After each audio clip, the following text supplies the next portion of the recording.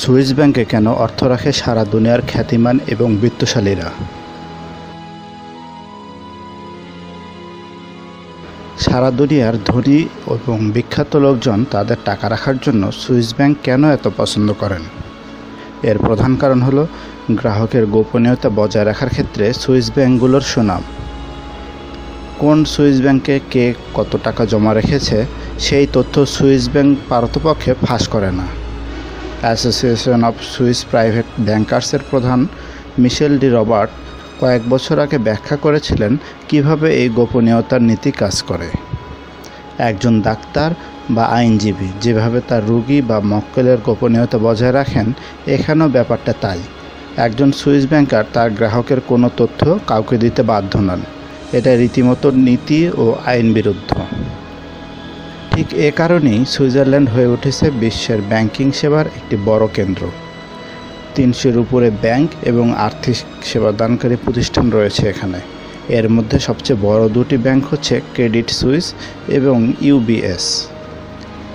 এই গ্রাহকের গোপনীয়তা কিভাবে রক্ষা করে সুইস ব্যাংকগুলো? সিনেমা, থ্রিলার, উপন্যাসে কিংবা মিডিয়া বহুল প্রচলিত একটি ধারণা হচ্ছে সুইস ব্যাংকগুলোতে বেনামী বা অনামী অ্যাকাউন্ট খোলা যায়, কিন্তু বাস্তবে এটি সত্য নয়। সুইস ব্যাংকার্স অ্যাসোসিয়েশন তাদের সাইটে বলেছে, বেনামী অ্যাকাউন্ট বলে কিছু সুইজারল্যান্ডে নেই। কোনো ব্যাংক গ্রাহকের অ্যাকাউন্টটি হয়তো কেবল সংখ্যা দিয়ে চিহ্নিত করা থাকবে, কিন্তু এই গ্রাহকের আসল পরিচয় ব্যাংকের খুবই অল্প কয়েকজন কর্মকর্তা অবশ্যই জানবেন। কিন্তু সুইস ব্যাংকগুলোর এই কঠোর গোপনীয়তার নীতি সাম্প্রতিক বছরগুলোতে অনেক শিথিল করতে হয়েছে বিশ্বের বিভিন্ন দেশের চাপের মুখে।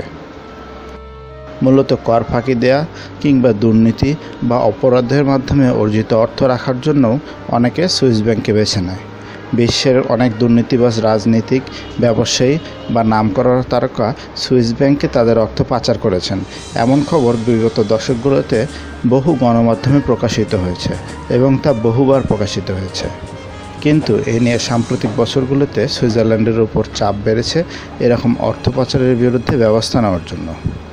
যুক্তরাষ্ট্র থেকে শুরু করে ইউরোপীয় ইউনিয়ন অনেকেই দাবি জানিয়েছে সুইজারল্যান্ডের ব্যাংকগুলোকে বিশেষ ক্ষেত্রে অবশ্যই তাদের গ্রাহকদের তথ্য প্রকাশ করতে হবে।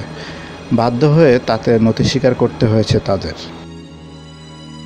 সুইজারল্যান্ড কিভাবে সারা দুনিয়ার ব্যাংকিং সেবার সবচেয়ে বড় কেন্দ্র হয়ে উঠল তার ইতিহাস বেশ দীর্ঘ। বলা হয়ে থাকে 1930-এর দশকে জার্মানিতে যখন ইহুদিরা নস্যিদের শুদ্ধি অভিযানের মুখে পড়ে, তখন তাদের অর্থ গোপন ব্যাংক অ্যাকাউন্টে রাখার মাধ্যমে সুইস ব্যাংকগুলোর এই ব্যবসা শুরু হয়। তবে তারও আগে 1934 সালে প্রথম সুইস ব্যাংকগুলো তাদের গ্রাহকদের গোপনীয়তা রক্ষার আইন করে।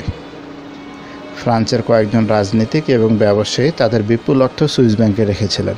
সেই অর্থ ব্যাংক থেকে ফাঁস হয়ে গিয়েছিল। এরপর সুইস ব্যাংকগুলো তাদের গ্রাহকদের গোপনীয়তা রক্ষার জন্য এই পদক্ষেপ নেয়। এই গোপনীয়তা আইনের সুযোগে সুইজারল্যান্ডের ব্যাংকগুলো ফুলে ফেঁপে উঠেছে। তৃতীয় বিশ্বের দুর্নীতিবাজ স্বৈরশাসক থেকে শুরু করে ইউরোপ, আমেরিকার কর ফাঁকি দেওয়া বিত্তশালী ব্যবসায়ী সবাই তাদের অর্থ গোপন করার জন্য বেছে নিচ্ছেন সুইস ব্যাংকগুলোকে।